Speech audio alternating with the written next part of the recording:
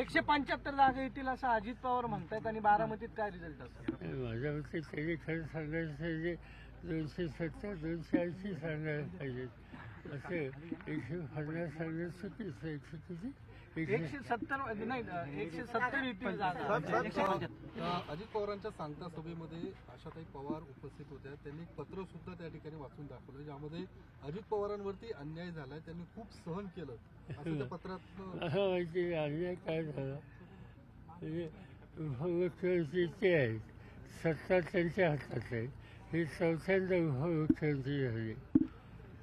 योगेंद्र पवार हा तर तरुण मुलगा उभा आहे, तो कशातच काही नाही. त्यामुळे अन्याय कसा झाला कुणाकडे? मग तुम्ही सुप्रिया सुळेंवरती अन्याय केला का मग?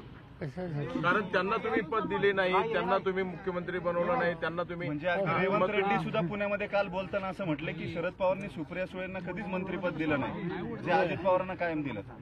ते सुप्रिया सुळेंना बारामतीकरांनी चौथ्यांदा संसदेत वाचवलं याच्यातच समाधान आहे.